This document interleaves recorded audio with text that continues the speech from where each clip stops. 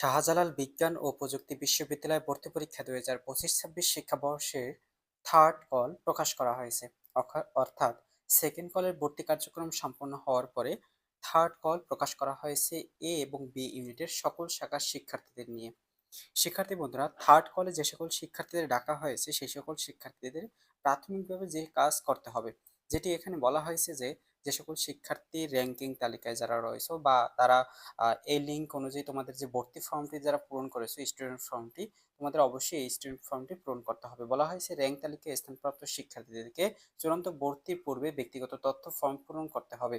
ব্যক্তিগত তথ্য ফর্ম পূরণ করার জন্য এই ক্লিকে প্রবেশ করতে হবে। অর্থাৎ এই ক্লিকে প্রবেশ করার পরে তোমাদের ভর্তি ফর্মটি পূরণ করতে হবে এবং ভর্তি কার্যক্রমের দিনে এই ফর্ম প্রিন্ট করে তোমাদের কিন্তু সাথে করে নিয়ে যেতে হবে।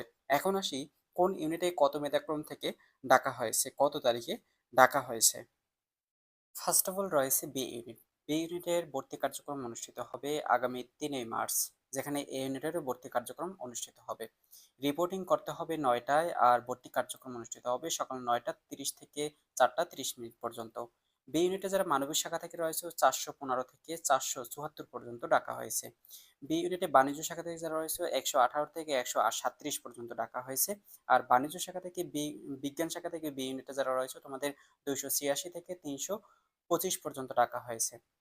আর এ ইউনিটে যে সকল শিক্ষার্থী ইঞ্জিনিয়ারিং ডিপার্টমেন্টে রয়েছে তোমাদের ৩০ তারিখে, ৩০ তারিখ সরি ৩ই মার্চ তোমাদের ২১৬১ থেকে ২৬১০ এর মধ্যে তোমরা যারা রয়েছে তোমাদের অবশ্যই ৩ই মার্চ অবশ্যই এই ভর্তি কার্যক্রম অনুষ্ঠিত হবে। এই ইউনিটে যে সকল শিক্ষার্থী রয়েছে আগামী ৪ মার্চ তাদেরকে ২৬১১ থেকে ৩১৬০ পর্যন্ত যারা রয়েছে তোমাদের ভর্তি কার্যক্রম অনুষ্ঠিত হবে। এবং ৫ই মার্চ যারা রয়েছে ইঞ্জিনিয়ারিং ডিপার্টমেন্টে তোমাদের ৩১৬১ পর্যন্ত থেকে এবং ৩৭১০ পর্যন্ত যারা রয়েছে তোমাদের ভর্তি কার্যক্রম অনুষ্ঠিত হবে। রিপোর্টিং করতে হবে ৯টায়, আর ভর্তি কার্যক্রম অনুষ্ঠিত হবে সকাল ৯টা ৩০ থেকে বিকাল ৪টা ৩০ পর্যন্ত। আর তোমাদের এখানে যে বি ইউনিট রয়েছে, এই যে বি ইউনিট রয়েছে, বি ইউনিটে শুধুমাত্র অ্যানথ্রোপোলজি অর্থাৎ নৃবিজ্ঞান, অ্যানথ্রোপোলজি আর বাংলা সাবজেক্টে শুধুমাত্র আসন সংখ্যা ফাঁকা রয়েছে। সেক্ষেত্রে তোমাদের এই আসন সংখ্যার সাপেক্ষে তোমাদের কিন্তু এখান থেকে বি ইউনিটে তোমাদের ভর্তি কার্যক্রমের জন্য ডাকা হয়েছে। এখন আসি ভর্তি কার্যক্রমের দিন তোমাদের কি কি ডকুমেন্টস প্রোভাইড করতে হবে, অর্থাৎ ভর্তি কার্যক্রমে তোমাদের কি কি নির্দেশনা প্রকাশ বলা হয়েছে। বলা হয়েছে ফার্স্ট অফ অল দেখো, এখানে বলা হয়েছে তোমাদের subject choice. Subject choice basically তোমাদের সাবজেক্ট নির্বাচনের জন্য উপস্থিত শিক্ষার্থীদের মেধাক্রম অনুযায়ী নির্ধারিত কক্ষে পর্যায়ক্রমে ডাকা হবে। অর্থাৎ যারা থার্ড কলে ডাকা হয়েছে তোমাদের সাবজেক্ট চয়েস নির্ধারিত কক্ষে নেওয়া হবে এবং ওখানে তোমাদের সাবজেক্ট লিস্ট দেওয়া হবে বি ইউনিট অথবা এ ইউনিটে।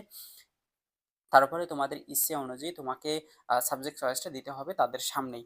এবং ২ নম্বরে বলা হয়েছে যে সকল শিক্ষার্থী এসএসসি ও এইচএসসি পরীক্ষার একাডেমিক টেস্টবিট অবশ্যই সঙ্গে আনতে হবে। তবে যারা ইতিমধ্যে অন্য কোনো প্রতিষ্ঠানে ভর্তি হয়েছে তারা মূল একাডেমিক ট্রান্সক্রিপ্টের পরিবর্তে তার ভর্তির প্রমাণপত্র এবং ফি জমাদানের রসিদ ও মূল একাডেমিক ট্রান্সক্রিপ্টের ফটোকপি সঙ্গে আনতে হবে।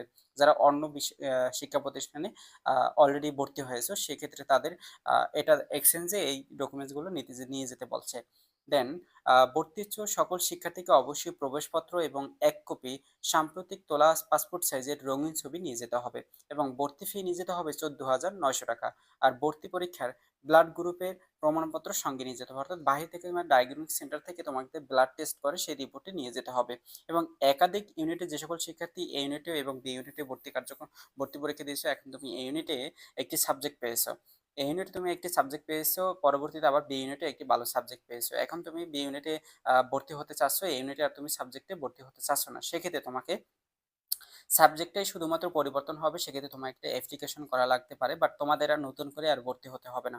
এটি নিয়ে কিন্তু অনেক শিক্ষার্থী কনফিউশন আছে যে তুমি বি ইউনিটে সাবজেক্ট পাওনি, কিন্তু বি ইউনিটে খারাপ সাবজেক্ট পেয়েছো কিন্তু এ ইউনিটে একটা ভালো সাবজেক্ট পেয়েছো। এখন তোমার সাবজেক্টটা শুধুমাত্র পরিবর্তন হবে, তার জন্য অ্যাপ্লিকেশন করতে হবে, কিন্তু তোমাদের নতুন করে ভর্তি হতে হবে না, ফি জমা দিতে হবে না, নতুন করে কাগজপত্র কোনো কিছু ডকুমেন্টস জমা দিতে হবে না। এই ছিল শাহজালাল বিজ্ঞান ও প্রযুক্তি বিশ্ববিদ্যালয় লাস্ট থার্ড মাইল্ডের থার্ড কলের ভর্তি কার্যক্রম। এরপরে যদি তোমাদের শূন্য আসন থাকে সেক্ষেত্রে এ ইউনিটে ভর্তি কার্যক্রম যদি ডাকা হতে পারে। বি ইউনিটে বেসিক্যালি মেবি ডাকা না হতে পারে, বাট তোমাদের এ ইউনিট থেকে ফোর্থ কলে অবশ্যই ডাকা হবে, ফোর্থ কল ফাইভ কল অবশ্যই ডাকা হবে শূন্য আসনে।